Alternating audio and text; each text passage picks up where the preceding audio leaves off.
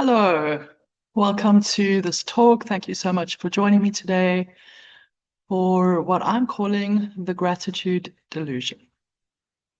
So we're going to start with the science because gratitude is more than just a lovely idea and also our fifth core principle. It's actually a neurological superpower.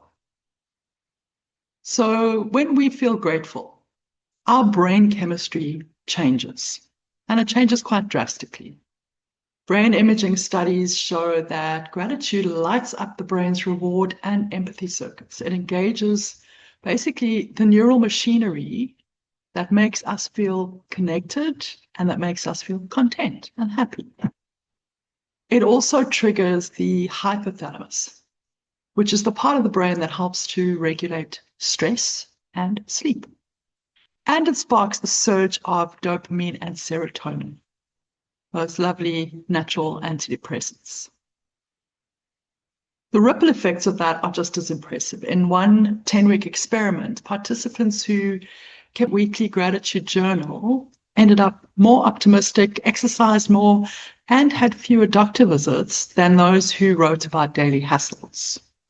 Other research has linked gratitude to lower anxiety because it lowers the stress hormone cortisol, a stronger immune system, and even reduced cellular inflammation in the body. And I think that's quite incredible that it affects us down to our very cells.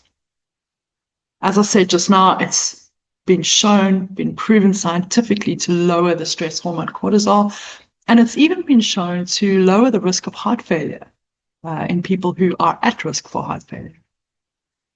But maybe the most amazing part is that gratitude can literally rewire your brain's neural pathways for the better. So in one study, people who wrote heartfelt gratitude letters had measurably changed brain activity months later. Their brains became more sensitive to gratitude. So almost like building a mental muscle. So the data is 100% clear, indisputable.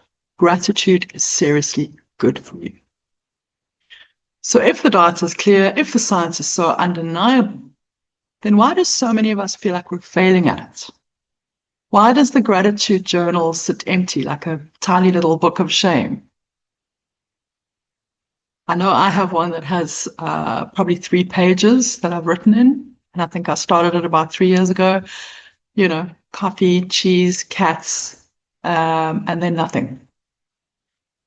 And then when you see it, if you're anything like me, you feel a little bit guilty about it. But it's because the version of gratitude that we've been sold is a delusion. That's why it's hard. It's hard to keep doing this gratitude journal. It's hard to practice gratitude the way that we have been taught it, because we've been taught the wrong way. So as one neuroscientist put it, saying thank you only helps if you really feel it when you say it. The brain isn't fooled by fake thanks. So we've been taught that gratitude is a performance, that it's a list of things that we should be thankful for. This is what I call gratitude platitude. It's mechanical. And on hard days, it can actually feel like a lie. And even worse, this gratitude platitude can actually be extremely toxic. You know the vibe, that well-meaning but infuriating phrase, for me, everything happens for a reason. Or at least it wasn't worse. You're really unhappy in your job, it's killing your soul, and someone says, well, you should be grateful that you have a job. Some people don't have a job. Or maybe you had parents who, when you said as a kid, oh, I don't like spinach, I don't want to eat the spinach, it's making me feel nauseous, whatever, said, well, you should be grateful you have food. There are millions of starving children in Biafra. It's toxic. This isn't gratitude. It's asking you to skip over your real feelings and jump straight into a silver lining. So your mouth says, I'm grateful, but your body and your nervous system are calling bullshit on the whole thing. And it gets particularly toxic when we feel pressured to be grateful for events that caused us pain or caused us trauma, because, well, they brought us here. Maybe somebody would say, oh, well, I'm so grateful for all the horrible things that happened in my life because they've made me who I am. No, I don't buy that. Or I'm so happy that all these terrible things happened because it brought me to you, to this moment. No, you can just be grateful for the moment. You don't have to be grateful for all the horrible things that brought you to the moment. An example is my life coaching teacher, Glenn, incredible guy. He went through a particularly traumatic and violent event where he was shot in his leg several times and he lost his leg. So he is not going to tell you that he's grateful that he was shot in his leg. Absolutely not. But through the experience, he completely changed his life. He found his purpose and he discovered what he really wants to do. And what he's grateful for is his response to the event. He's grateful for the resilience that came from that event. But that was him. That was his response to it. Definitely no need to show gratitude for the event that is toxic. It's not real. It's not true. It's not going to light up those lovely brain sensors. So real gratitude doesn't deny pain. It doesn't pretend the cracks aren't there. It acknowledges the entire story. As author Susie Moore puts it, gratitude isn't pretending suffering is a gift or sugarcoating a painful event. Real gratitude doesn't dismiss your experience. It helps you honor and appreciate your resilience and strength while remaining rooted in reality. And that's the key. When crap things happen, we aren't grateful for the experience. We are grateful for our response to it. We are grateful for our own strength, our own resilience. So how do we practice the real thing? We shift from listing to lensing.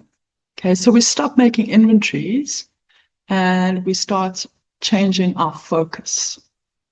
So this month, we're actually going to explore 4 ways, well, more than 4 ways. I think probably 6 or 7 ways to practice gratitude. I'm going to take a sip of my coffee now.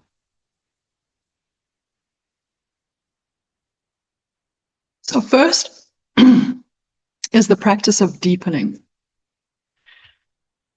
And we're going to do this in the workshop. So don't feel like you need to take notes or anything. I'm just planting the seeds. So if you're going to join the workshop, amazing. You're going to have an opportunity to really practice this. So first is the practice of deepening, and this is moving beyond the label. So Bridget and I have a nightly ritual where we share our highlights, our gratitude, and our learning for the day. But the gratitude part only works when you go a little bit deeper. So some days it's really easy to say. So for instance, when Bridget's mom was here, it was really easy at the end of the day to say, I'm so grateful that we get to spend this time with your mom. And I really felt that. So those little centers in the brain were sparking. But on a meh day or a day, it may be, I'm so grateful this day is over. Or I'm grateful it didn't rain. Or I'm so grateful I've got a bath. Nothing happening in the brain because I'm just listing. I'm not lensing.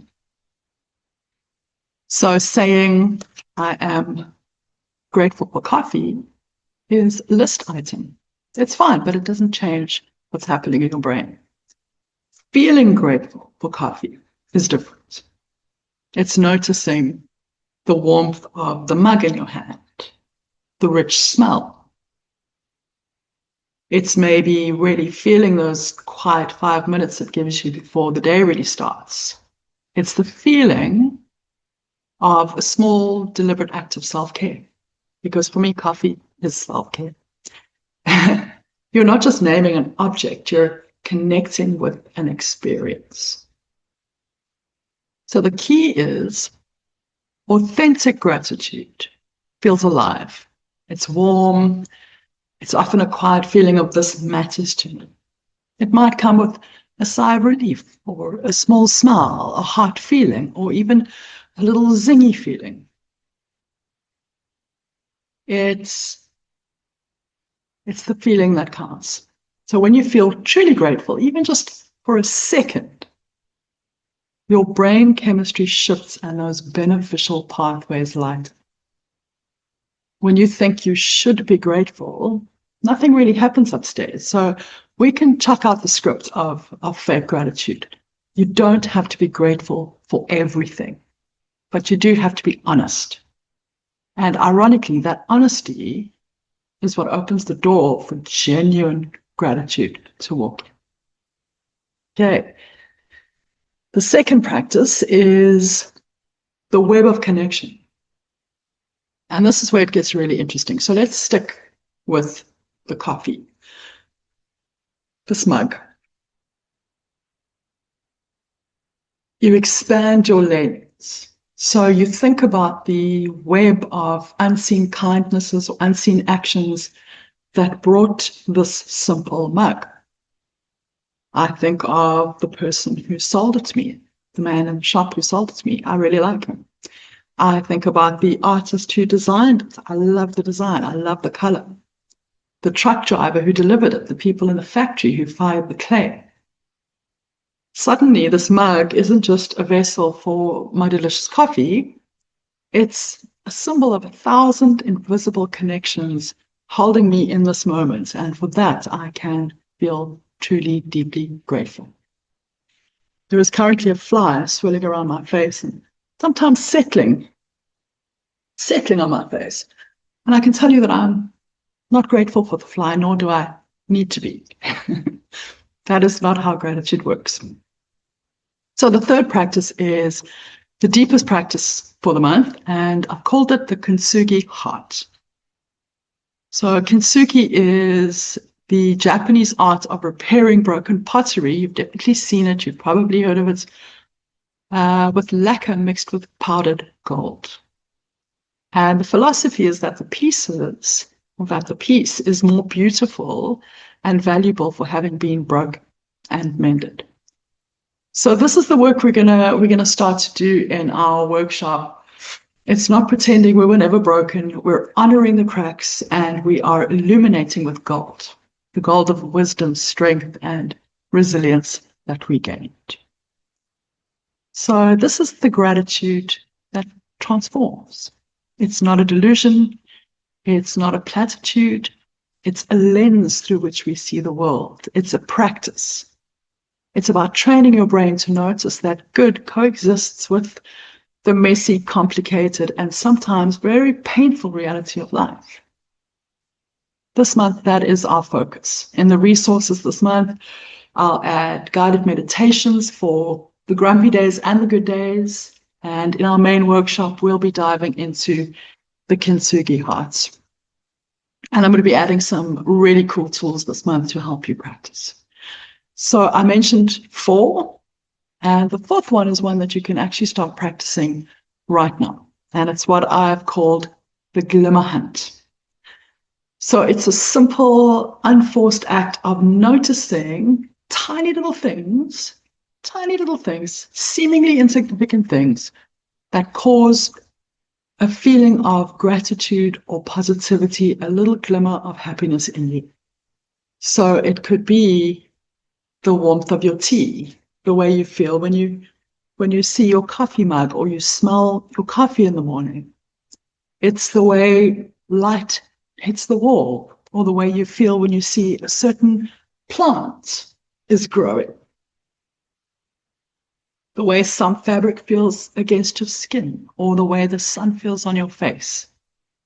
Without any pressure, without any performance, just keep a little eye out over the coming days for little glimmers.